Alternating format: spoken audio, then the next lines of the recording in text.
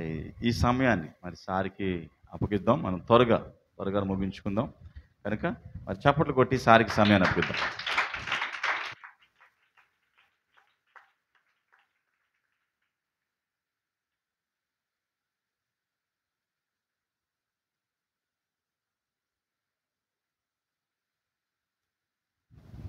వాక్యం ధ్యానించుకుందాం. 119వ కీర్తన 119వ కీర్తన 8వ అధ్యాయం 119 8వ వచనం చదవండి. 9 చదవండి. 9 నుంచి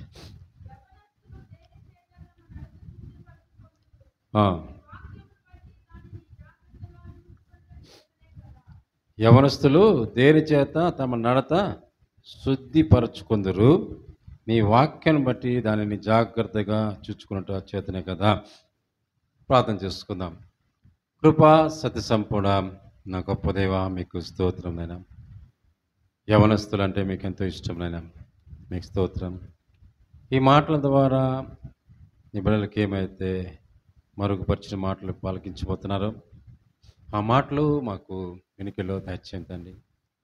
బలమైన అభిషేకంతో పరిశుద్ధాత్మలతో మీరే మాట్లాడమని నజరేయుడైన యేసు క్రీస్తు ప్రభునామములో బతిమాలుడు తండ్రి, ఆమేన్. జాగ్రత్తగా వినాలి. నాకు బాగలేకపోయినా వచ్చినాను. అలాగనే హాస్పిటల్లో నాకు పరిస్థితి కూడా బాగా, ఇద్దరు అసిస్టెంట్స్ రాలేదు. నేను రాననుకున్నాను అయ్యా. మళ్ళీ ఆలోచన వచ్చి దేవుడు ఇచ్చినాడు.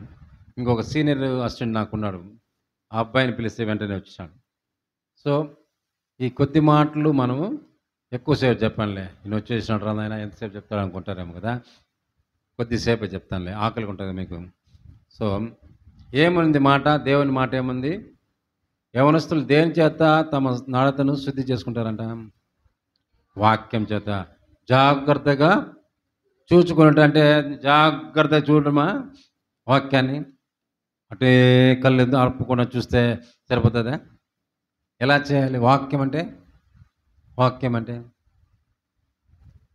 వాక్యం చదువుతుంటే ఎవరితో మాట్లాడుతున్నట్టు? ఎవరు నీతో మాట్లాడినట్టు? దేవుడు నీతో మాట్లాడుతున్నాడు. ప్రార్థన అంటే మనము దేవునితో మాట్లాడడం. వాక్యం అనేది చాలా ప్రాముఖ్యమైనదండి. నువ్వు ఎప్పుడైతే వాక్యాన్ని చదివి దివారాత్రం ధ్యానించేవాడు ధన్యుడు. చాలామంది ఏమంటారంటే, నేను చాలాసార్లు చదివేసాను బైబిల్ అంటారు. చదవడం కాదు, ఒక్క అంశం తీసుకొని ఒక మాట అనుకోండి. యేసయ్య దేవుడు లోకం ఎంతో ప్రేమించడం ఉంది కదా, వాక్యం అది. ఆ వాక్యాన్ని పట్టుకొని, ప్రభా నాతో ఏం మాట్లాడతా ప్రభా. యవన దశలోనంటే ఈ వయస్సు అనేది చాలా ప్రాముఖ్యమైనది. 4 పిల్లర్స్ ఉంటాయి కదా. చిన్న బాల్య వయసు, యవన దశ, మంచి వయసు, వృద్ధాప్య వయసు. ఈ యవన దశ అనేది చాలా ప్రాముఖ్యమైనది. యవన దశలో చాలా ప్రాముఖ్యంగా మనం ఏ విధంగా నేర్చుకుంటామో, బాలుడు నడవలసిన త్రోవను మనకు నేర్పము, పెద్దవైనప్పుడు వాటి నుంచి తొలగిపోవడం. నువ్వు ఇప్పుడు ఏదైతే దేవుని మాటలు గాయకుంటావో, దేవుని మాటలు ఎప్పుడైతే ధ్యానిస్తావో, నీకు ఎలాంటి అపజయాలు వచ్చినా కూడా వాటి నుంచి నువ్వు భయపడవు.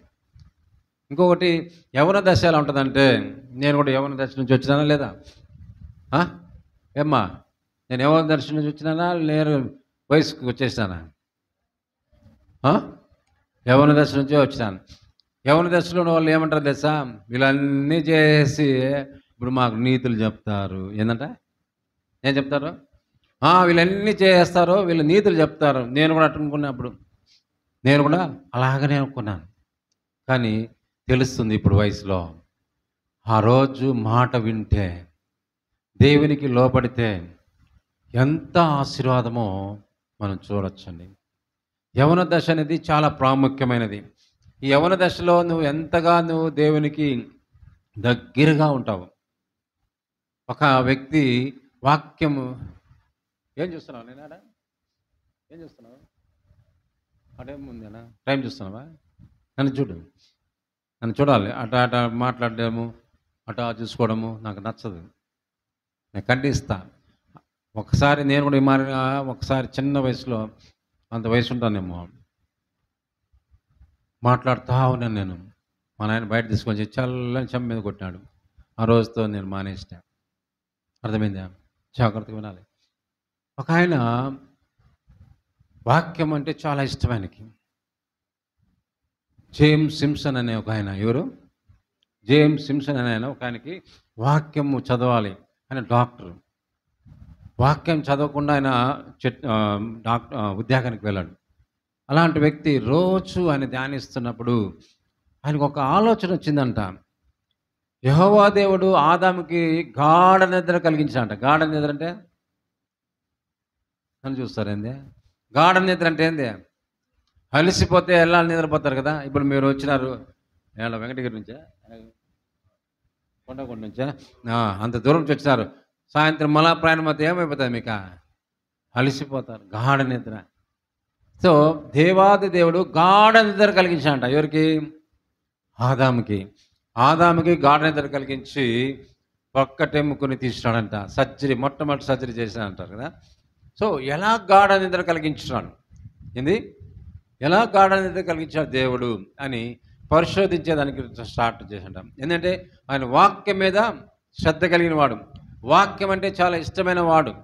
సో వాక్యం ధ్యానించినప్పుడు ప్రభుని అడిగాడు, ప్రభా ఇందులో ఉన్న సత్యమే, ఎలా మీరు గాఢ నిద్ర కలిగించినారు అని దేవుని అడుగుతున్నప్పుడు దేవుడు ఒక ఆలోచన చేసినాడంట. క్లోరోఫామ్. ఏంది? క్లోరోఫామ్. ఒక మందు కలుపుకునేటట్టుగా దేవుడు చేసినాడంట. ఈరోజు ఎవరైనా ఆపరేషన్ చేసుకున్నారా? మీ దగ్గర కుట్లు వేసుకున్నారా? ఆపరేషన్ ఎవరికైనా అయిందా? ఆపరేషన్ ఎవరు?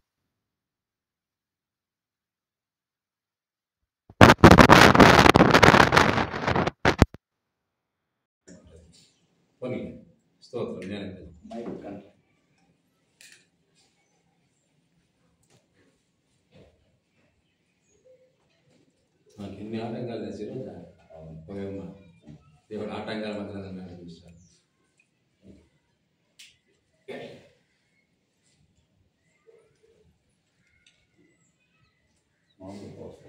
మూడుకి పోతుంది. మాటలు వినిపించుకోలేదు. అదే కదా.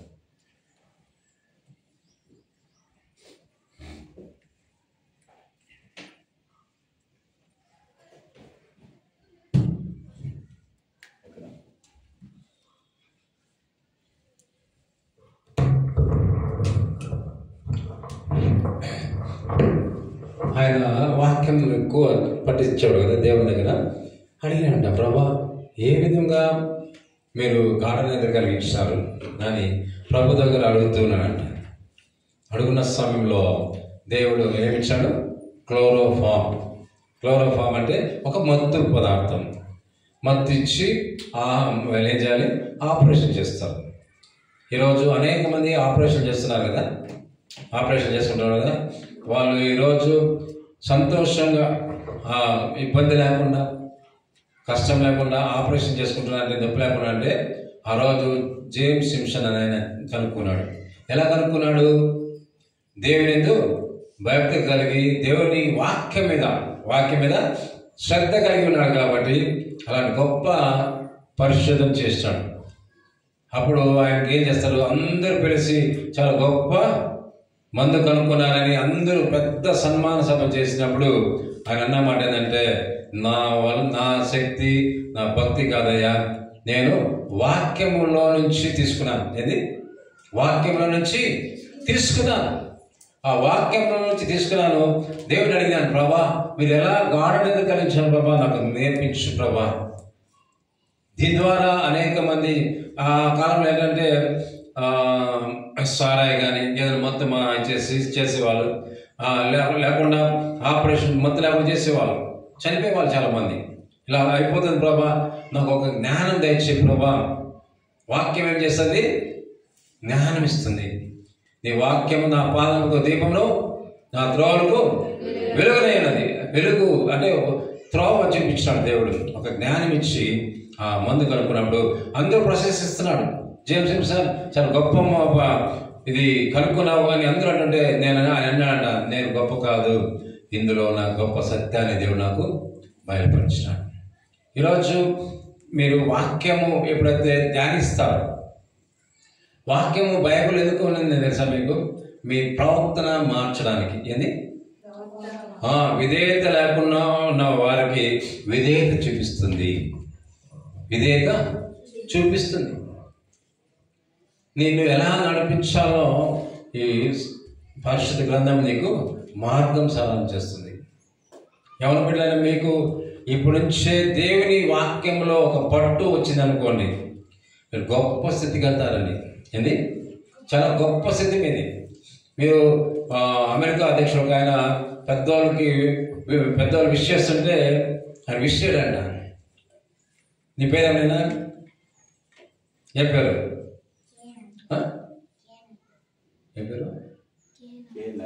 కే నవీనా? కే నవీనా వచ్చి ఒకవేళ విష్ చేస్తే 2 చేతులు పెట్టేవాడంట. ఏంటి? 2 చేతులతో నమస్కారం పెట్టేవాడు. పెద్దవాళ్ళు నేను లైగర్ అలాంటి వాళ్ళు విష్ చేస్తే కేవలం పోతాడంట. నవీన అలాంటి వాళ్ళు విష్ చేస్తే 2 చేతులు పెడతాంట. అంటే అర్థం తెలుసా? ఏ స్థితికి తీసుకెళ్తాడో దేవుడు. అర్థమైందా? ఏ స్థితికి తీసుకెళ్ళిపోతాడో తెలియదు. కాబట్టి వాక్యం మీద మీరు శ్రద్ధ కలిగి ప్రతి దినము మీరు ఏం చేయాలంటే, నేనేమి లెక్చర్లు తీసుకోను, మీకు మంచి సూత్రాలు చెప్పేసిపోతాను. మీరు ఏం చేస్తారంటే లేవగానే, ప్రభా మరి ఒక దినం నాకు ఇచ్చిన ప్రభా, ఏంది నాకు మరొక దినం ఇచ్చిన ప్రభా, నువ్వేం చేయాలి? దేవుడికి థ్యాంక్స్ చెప్పాలి. ఏంది? ఒక హెల్ప్ చేస్తే మనం ఏం చేస్తాము? ఇతరులకి థ్యాంక్స్ చెప్తాం. నేను ఈరోజు 6:30కి అలారం పెట్టుకున్నాను. ఒకవేళ రాత్రి నిద్రలో నేను చనిపోతే చెప్పండి మా, చనిపోతే ఈరోజు దేవుడు నీకు మరొక అవకాశం ఇస్తున్నాడు. దేవుడు నీకు ఒక ప్రత్యేకత ఇచ్చినాడు. ఎవరు తక్కువ కాదు. అర్థమైందా? ఏ మతమైనా కావచ్చు, ఏ కులమైనా కావచ్చు, ఎవరు తక్కువ కాదు. అందరూ దేవుని దృష్టిలో సమానులు. ఎప్పుడు కూడా మనం తక్కువ చేసుకోవద్దండి దయచేసి. మీకు వచ్చిన రూపం కావచ్చు, ఎంతో విలువ పెట్టుకోండమన్నారు. మీరు తెలుసా మీరు విలువ తెలుసా? నీ పేరు ఏమైనా?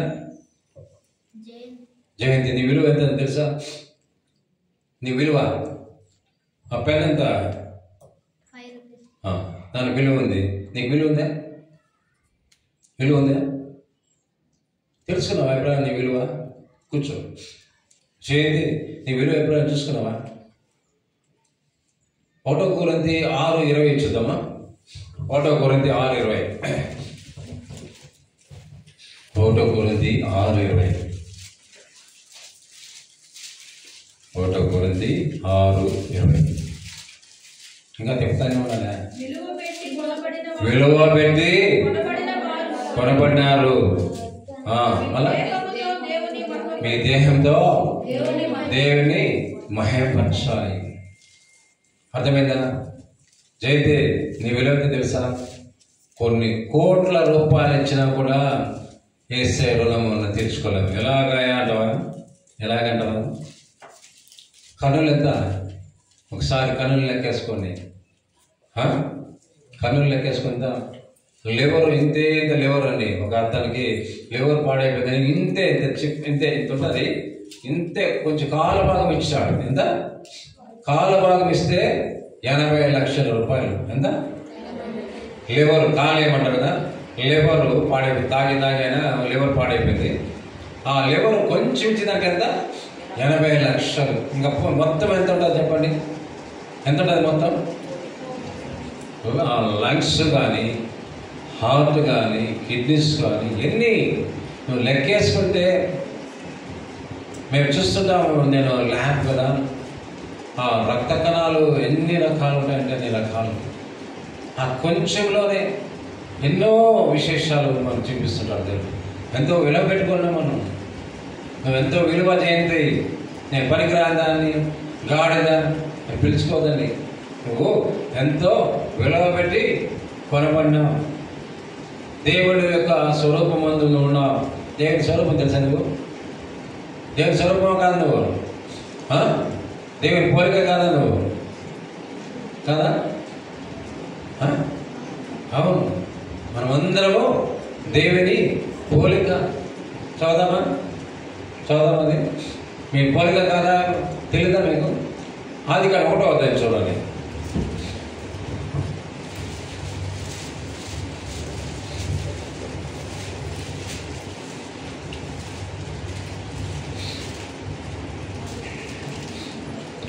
ఇరవై 27వ వచనం.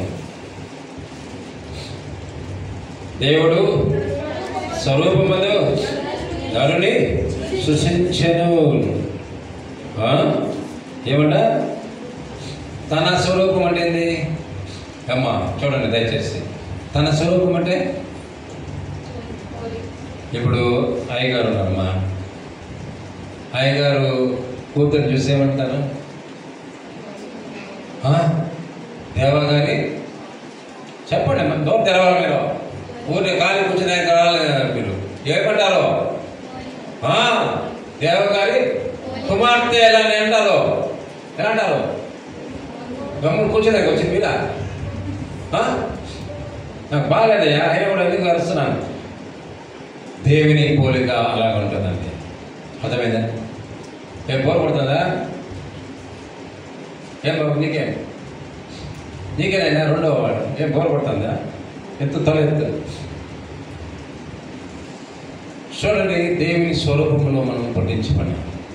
5 దినాల్లో ఏమేమి కలిగినాయి చెప్పండి? నోటికి మాటతో సర్వ సృష్టి అంతా వచ్చేసింది. ఎందుకు చెప్పాలి? వదిలే. సర్వ సృష్టి అంతా వచ్చేసింది కదా నోటి మాటతో. వచ్చిందా లేదా? ఏం బాబు, నోటి మాటతో వచ్చిందా లేదా? సర్వ సృష్టి అంతా వచ్చేసింది.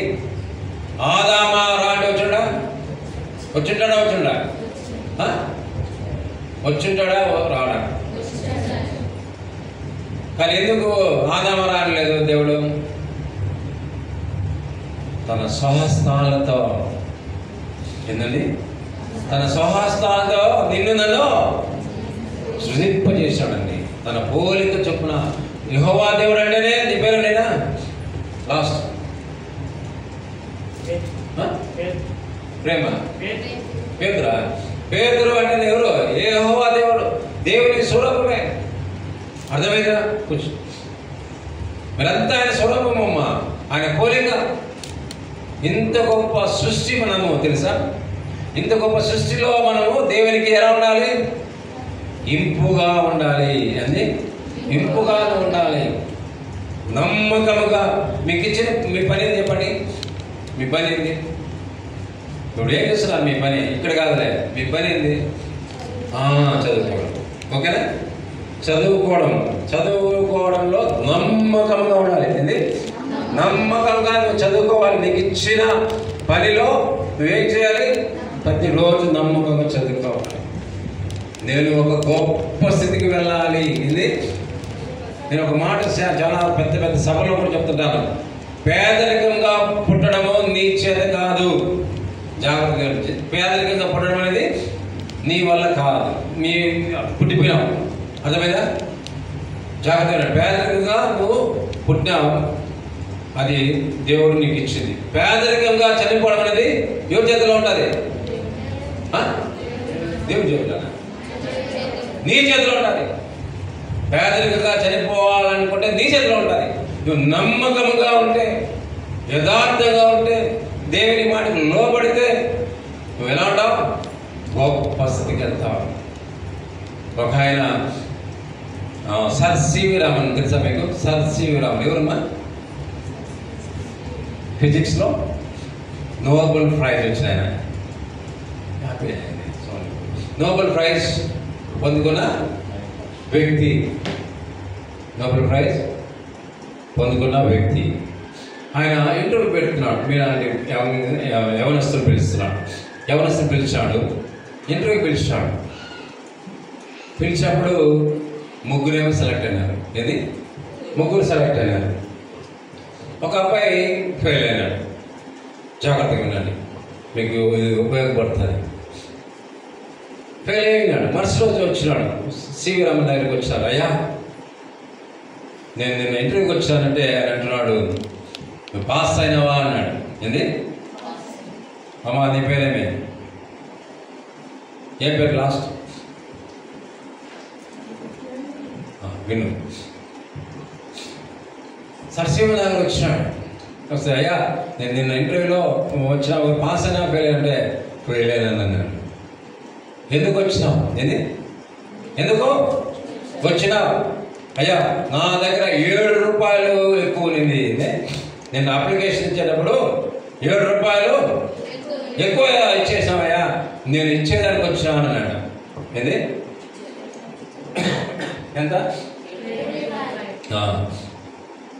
కొన్నిసార్లు మన పెట్రోల్ పట్టుకున్నప్పుడు లేదా ఏదైనా అమ్మ ఏదైనా కూరగాయలు ఏదైనా తెమ్మన్నప్పుడు 200 రూపాయలు ఇచ్చామనుకోండి. 200 రూపాయలు ఇచ్చినప్పుడు వాడు 500 రూపాయలు అని ఇచ్చినప్పుడు మనం ఏం చేయాలి? 200 నువ్వు ఇచ్చినావు, వాడు మర్చిపోయి 500 రూపాయలకి చెల్లిస్తున్నాడు, నువ్వేం చేయాలి? తిరిగి ఇచ్చారు. అదేవిధంగా ఒక హిందూ ఆయనండి వెంకటరమణ అనే వ్యక్తి, ఒక హిందువుడు వెళ్ళి అయ్యా నా దగ్గర 7 రూపాయలు ఎక్కువ అయిపోయింది, అయ్యా తీసుకో, నువ్వు ఏదో పేరైనా కదా, నీకు 7 రూపాయలు నీకు పెట్టుకో, నాకేం కాదులే అంటే, అయ్యా నాది కానిది నాకు వద్దు అని చెప్పినప్పుడు సార్ శివరామన్ అంట, నిన్న ఇంటర్వ్యూలో ఏమైనావు ఫెయిల్ అయినావు, కానీ నిజ జీవితంలో పాస్ అయినావు, అని 4వ వ్యక్తిగా అతన్ని పెట్టుకున్నాడు. 4వ వ్యక్తిగా పరిశోధన చేస్తూ ఆయన అమెరికా దేశానికి వెళ్ళాడంట. అమెరికా దేశం వెళ్ళి ఆడ అనేక పరిశోధన చేసి ఆయన కూడా నోబెల్ ప్రైజ్ వచ్చిందంట. నోబెల్ ప్రైజ్ వచ్చినప్పుడు అలాగే సభ పెడతారు కదా, పెద్ద సభ పెట్టినప్పుడు అయ్యా నీ విజయ రహస్యం ఏంది అని అన్న. విజయ రహస్యం ఏంది? ఇంత స్థితికి వెళ్ళడానికి కారణం ఏమిటి? చాలా మంది అడుగుతుంటారు కదా, గొప్ప స్థితికి వెళ్ళినాడు, ఏదో చిన్న రిక్షా కొట్టుకు ఇప్పుడు పెద్ద పెద్ద డాక్టర్లు పెట్టుకున్నారని వాళ్ళకి ఇంటర్వ్యూ ఇస్తారు కదా, అదే ఇంటర్వ్యూ చేశాట. నీ విజయ రహస్యం ఏమిటి? నీ విజయ రహస్యం ఏమిటి అన్నప్పుడు 7 రూపాయలు నా జీవితాన్ని మార్చేసింది అన్నట. ఎంత? 7 రూపాయలు నీ జీవితం మార్చిందా? ఇదేమిరా 7 రూపాయలు ఏం మారుస్తుంది జీవితం? 7 రూపాయలు ఏమైనా మారుస్తుందా జీవితాన్ని? నమ్మకత్వం. నమ్మకత్వంగా ఉంటే నీ జీవితము గొప్ప స్థితికి వెళ్తుంది. అర్థమైందా? నేను నమ్మిన నీ తల్లిదండ్రులకి చదువులు ఎలా ఉండాలి? నమ్మకంగా చదువుకోవాలి. నమ్మకంగా వాళ్ళ కష్టాజితము ఎంత కష్టం తెలుసా అండి? ఎంత కష్టమో తెలుసా? నేను తండ్రిగా నాకు తెలుసు అండి, తండ్రి యొక్క బాధ నాకు తెలుసు. అర్థమైందా? ఎంతో కష్టం అండి. నీకు లేకపోయినా ఆయన దగ్గర లేకపోయినా నా బిడ్డ బాగుండాలని కోరేది తల్లిదండ్రులు అండి. నేను ఒకటే చెప్తున్నాను, నేను నా బిడ్డలకు అదే చెప్పినాను. ఈరోజు అమెరికాలో ఉన్నారు 2 బిడ్డలు. నేను ఒకటే చెప్పినాను, దేవుడు తర్వాత ఎవరు తెలుసా? దేవుడు తర్వాత తల్లిదండ్రులు. అర్థమైందా? తల్లిదండ్రులను గౌరవిస్తే తర్వాత నీ ఫ్రెండ్స్కి ఎవరని చెప్పుకో. నేను ఒకటే చెప్పాను నా బిడ్డలకి, ఏదున్నా సత్యం మాట్లాడాలి. ఏ తప్పనే చేయి, ఎంత ఘోరమైన పాపమైనా చేయి, ఏ తప్పని చేయి, నాకేం చేయాలి? యథార్థంగా ఉండాలి, నమ్మకంగా ఉండాలి, నిజం చెప్పాలి. ఈరోజు ఒక తప్పు చేసి ఎన్ని అబద్ధాలు చెప్పాలి కదా? ఏదో తప్పు చేసామనుకోండి, ఎన్ని అబద్ధాలు చెప్పాలి కదా? అబద్ధాలు అనేది నాశనం చేస్తుంది. అందుకోసమే నేను నా బిడ్డలకు అదే చెప్పాను, ఏదన్నా కూడా నాకు నిజం చెప్పాలి. నేనేం ధరించను, నిజం చెప్పాలి. తండ్రి ఒక పోషకుడు, దేవుని తర్వాత వ్యక్తి ఎవరు? తల్లిదండ్రులు. ఈరోజు నేను ఇంత స్థితికి వెళ్ళడానికి కారణమే మా అమ్మ నాయన చివరి వరకు నేను చూసుకున్నాను. అలానే మా అత్త మామలు కూడా నేను చివరిగా చూసుకున్నాను. ఈరోజు ఇంత ఆశ్రయించబడిన కారణము నేను విధేయత కలిగిన తగ్గించుకొని జీవిస్తానని. ఎక్కడ కూడా నేను గర్వపడను. ఎప్పుడైతే నమ్మకంగా ఉండి తగ్గించుకొని దేవుని ఎదుట ఉంటావో నీకు గొప్ప శక్తి దేవుడు ఇస్తాడు. అర్థమైందా? మీ యవ్వన దశ అనేది చాలా ప్రాముఖ్యమైనది. ఈ లేత మనసులు మీకు, ఈ లేత మనసులో మీరు స్ట్రాంగ్గా అవ్వాలంటే ఆయన వాక్యం చేత మీరు నడిపించబడాలి. ఈ వాక్యం మిమ్మల్ని నడిపిస్తుంది. శ్రద్ధగా చూచడం వల్ల కాదు, చూస్తే ఏమొస్తుంది? ఏం చూడాలి? వాక్యంలో లోతైన సత్యాలు చూడాలి. యేసయ్య ఏమేమి చేసినాడో ఈ లోకానికి వచ్చి అవన్నీ మనం చేయాలి. ఒకవేళ నీకు ఎవరైనా శత్రువు ఉంటే కూడా క్షమించాలి. అర్థమైనా? ఒకవేళ మీకు ఏదైనా అన్యాయం చేసినా కూడా వాళ్ళు ఏం చేయాలి? క్షమించాలి. ఇలా మీరు ఇప్పటి నుంచే డెవలప్ చేసుకుంటూ రావాలి. మీరు ఉన్నత పరిస్థితిలో వెళ్ళాలంటే నా ఫ్రెండ్ బాగుండాలి అని కోరాలి. నీ ఫ్రెండ్ ఏమైనా? నీ ఫ్రెండ్ పేరేమి? దిలీప్. నా దిలీప్ బాగుండాలి. కూర్చోండి. నా దిలీప్ బాగుండాలి అని అతని కోసం ప్రార్థన చేయాలి. నువ్వు పక్కింటోడు నువ్వు బాగుండాలని కోరాలి. పక్కింటోడు బాగుంటే నువ్వు బాగుంటావు. నేను నీ పొరుగు వాడిని ప్రేమించమన్నాడు కదా అంటే అర్థమైంది. నువ్వు ఎంతగా అందంగా రెడీ అవుతావు, నిన్ను నువ్వు ఎంతగా ప్రేమించుకుంటావు, అలాగా ఏం చేయాలి? నీ పొరుగు వాడిని కూడా అలా ప్రేమించాలి. నువ్వు ఎప్పుడైతే ప్రేమిస్తావో నీ యొక్క కార్యాలు గొప్ప ఉపయోగపడతాయి. నీకు తెలియదు నువ్వు ఎంత ఆశించబడుతున్నావో, నీకు తెలియదు. దేవుడు నీకు చూపిస్తాడు. ఒక దినం వస్తుంది, ఆ రోజు నేను గొప్ప స్థితిలో పెడతాడని. అర్థమైందా? వాక్యం ధ్యానించండి. ఉదయాన్నే లేవగానే మోకరించి ప్రార్థన చేయండి. నా వయసు చెప్పకూడదు, వేరే వాళ్ళు చెప్పాను. దగ్గర చాలా వయసు అయినా కూడా నేను ఎక్కువ మోకాలతోనే మీకు పుట్టుమచ్చలు ఉన్నాయా? పుట్టుమచ్చలు ఉన్నాయా? ఉంటాయా లేదా? పుట్టుమచ్చలు ఉండాలి. రాస్తారు కదా 10th క్లాస్ టీసీలు ఏం రాస్తారమ్మా? మార్క్ లిస్ట్లో ఏ మూల రైట్ హ్యాండ్ మూల చీ అట్లా రాస్తారు కదా. మీకు క్రైస్తవుడికి మచ్చలు ఎక్కడ ఉండాలి తెలుసా? మాకు ఇచ్చాలు ఎక్కడ ఉండాలి చెప్పండి. Very good. మోకాల మీద మీకు మచ్చలు ఉన్నాయనుకో, నల్ల మచ్చలు, గొప్ప స్థితికి వెళ్తానమ్మా. ఈరోజు నేను ఎక్కలేని ఎత్తైన కొండకి ఎక్కగలిగినానమ్మా. ఈరోజు నేను తిరుపతిలో ఒక మూల ఉండేవాడిని, హాస్పిటల్కే పరిమితమేవాడిని. ఈరోజు ఎన్ని సంఘాలకు వెళ్తున్నానంటే, అంతగా నన్ను దేవుడు వాడుకుంటాడంటే నేను మోకాల అనుభవం అండి. అసలు ఏం చెప్పాలి కూడా నేను ధ్యానించలేదు. ప్రభా మీరే నడిపిస్తాను ప్రభా. చిన్న బిడ్డలు వచ్చినారు, వాళ్ళకి ఏం చెప్పాలో నాకు తెలియదు. నేను మాత్రం క్లాస్ తీసుకోకూడదు వాళ్ళకి అందరూ చెప్పిన విధంగా నేను చెప్పకూడదు, ప్రత్యేకంగా చెప్పాలి. అలాగా నువ్వు మోకాల అనుభవం నీవు ఉంటే గొప్ప కార్యాలు మనం చూస్తామండి. అర్థమైందా? నువ్వు పేదరికంగా ఒకవేళ పుట్టుండొచ్చేమో, కానీ పేదరికంగా కూడా మరణించకూడదు. ఒక ప్రత్యేకం. ఈరోజు మీరు ఎంతోమంది పిలిచింటారు కదా, మీరు ప్రత్యేకించబడినవారు. మీరు అదేవిధంగా ఎంతో ఆసక్తితో ఈరోజు వచ్చాను.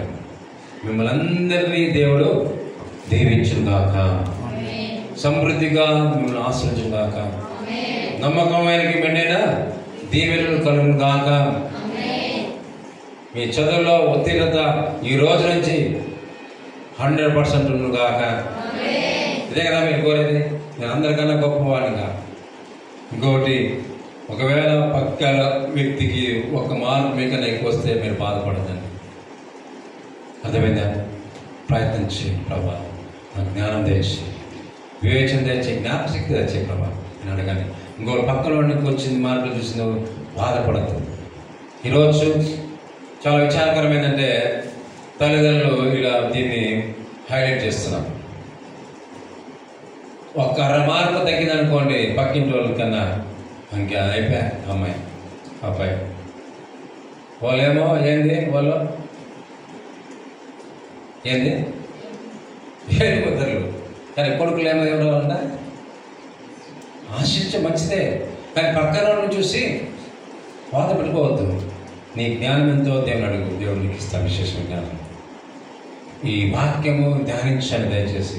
మీరు ఒకటి చెప్పి ముగిస్తాం.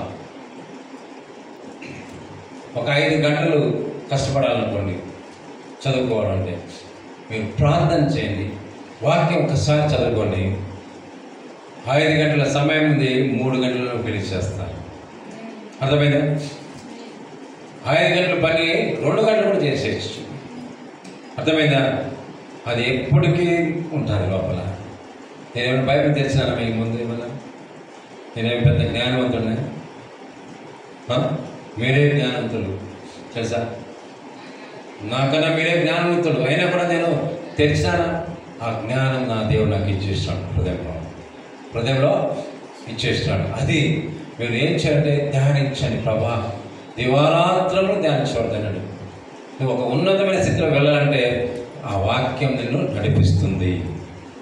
వాక్యం పట్టుకోండి దయచేసి. పెద్ద పెద్ద మాటలు మీకు చెప్పాల్సిన అవసరం లేదు. నిన్ను నువ్వు పోల్చుకో. ఎందుకంటే యవనస్తుల్లో మన బలహీనత, నేను కూడా అలా ఉన్నాను, ఇంకొకరు పోల్చుకుంటున్నాం. అర్థమైందా? సినిమా యాక్టర్లతో పోల్చుకుంటాం కదా, నిజమే కదా? నేను పోల్చుకోవడం లేదా? ఎవరితో పోల్చుకున్నావా? ఏ హీరోయిన్తో పోల్చుకున్నావా? చెప్పాలి. నేనే బాధ పెట్టలే, తిట్టలే.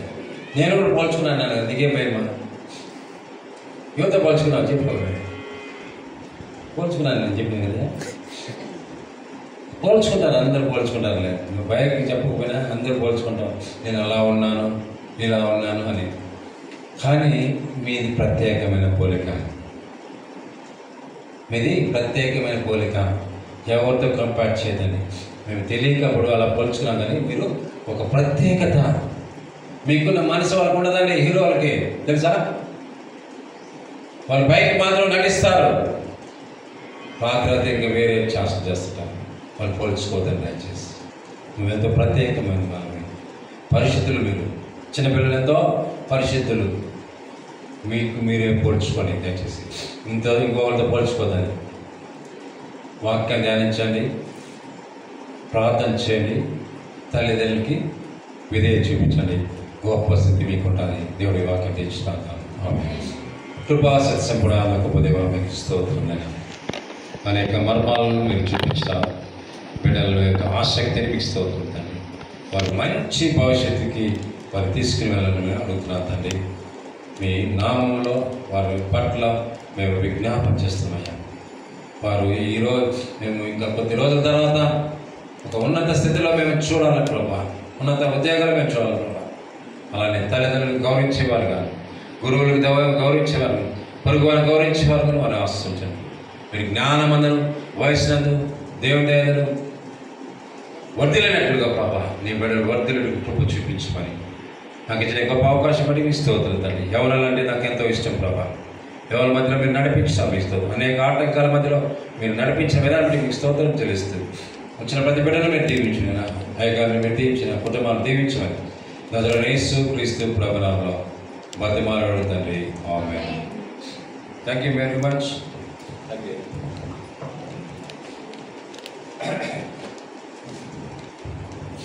సరే, అందరు గట్టిగా చెప్పలు కూడా.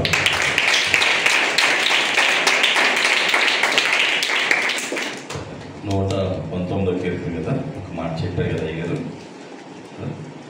జాగ్రత్తగా ఏం చేయాలంటే చూసుకోవాలి, వాక్యాన్ని చూసుకోవాలి, వాక్యంలో మనం కూడా చూసుకోవాలి. సహజంగా మనకే ఉంటుంది. మీకు ఎవరు హీరో, మీ హీరో ఎవరంటే ఏం చెప్తారు మీరు? చెప్పరా? ఇక్కడ చెప్పండి. అదే చెప్తుంది. పవన్ కళ్యాణ్, మహేష్ బాబు అలా మనం అవుతామా? కుదురుతా? డ్రెస్ వేసుకుంటాం అంతే కదా. కానీ మనం దేవుడిలాగా అవ్వచ్చు. హల్లెలూయా. ఎందుకంటే మనం ఎవరు పెట్టాం? సార్ చెప్పింది అదే. చూడండి, 119వ కీర్తన 11వ వచనం ఏమంటుందంట? యవనస్తులు దేని చేత తమ నడతను శుద్ధి చేసుకున్నారు, నీ వాక్యము జాగ్రత్తగా. 18వ వచనం కూడా చదవండి, ఇంకా బాగుంటుంది. ఇంకా దాన్ని సపోర్ట్ చేస్తుంది. నీ ధర్మశాస్త్రమందు ఆశ్చర్యకరమైన సంగతులు చూచినట్లు నా కళ్ళు తెరువు. ఏం తెరవాలంట? వాక్యాన్ని చదివి హృదయం అనే కళ్ళు తెరిస్తే బాగా అర్థం. సార్ ఎంత బాగా కదా, మనం చూసాను. కొంచెం చాలా ఈజీగా ఉండాలి కదా, దగ్గరేం కాదు, కొంచెం దూరం నుండి రావాలి, ఒక కోరిక పెట్టుకొని రావాలి కదా. నేను రాత్రే చెప్పాను సార్ సిద్ధపడ్డాను. ఎందుకంటే మీరు కూడా సిద్ధపడాలి. హల్లెలూయా. సార్కి ఇష్టం పిల్లలంటే నాకు తెలుసు. అందుకని నేను ఎట్లాగైనా చెప్పారు. ఇందాక కూడా మెసేజ్ పెట్టారు, ఫోన్ చేశారు. నేను ఎప్పుడైనా వచ్చాను, నేను ఏ టైం అయినా వచ్చాను. కాబట్టి దయచేసి సార్కి 2 కుమారులు, 2 అమెరికాలో ఉన్నారు. హల్లెలూయా. మీకు ఎవరికి లేదా అమెరికా వెళ్ళాలని? ఆయన ఎస్ఆర్ అంటే ఎస్ అన్నారు. లేదా ట్రై చేయండి. ప్రార్థన చేస్తే దేవుడే. అమెరికా వెళ్ళాలంటే ఎట్టాలని? ఆటోనా? ఎట్టాలి? ఎట్టి కాదు, లైట్ ఎట్టేదో ఎట్టాలది, ఇట్లా వెళ్ళాలి. హల్లెలూయా. మీరు కూడా 1 by 1 ఏమవ్వాలి? గ్లో అవ్వాలి. హల్లెలూయా. ఏమవ్వాలి? ఎట్టాలి ఫ్లైట్? ఇట్టి వెళ్ళిపోద్దా? అదైందా? మీరు కూడా ఎదగాలి. వయసు ఎందు, జ్ఞానం ఎందు, తెలివి ఎందు, బుద్ధి ఎందు. మీతో పాటు మనం చూసినోళ్ళు మీరే వాళ్ళ హీరో అని చెప్పాలి. హల్లెలూయా. అంటే మీరు ఆడలేని చూడొద్దు. నేనైతే ఎవరిని చూసి నేర్చుకుంటానికి ఇష్టపడి, కానీ మనమే ట్రై చేయాలి. మనకు ఒక టాలెంట్ ఉందనుకో, మనల్ని వేరే వాడు ఆళ్ళలాగా ఉండాలని అనిపిస్తుంది. హల్లెలూయా. అలా మన స్కిల్ ఏం చేసుకోవాలి?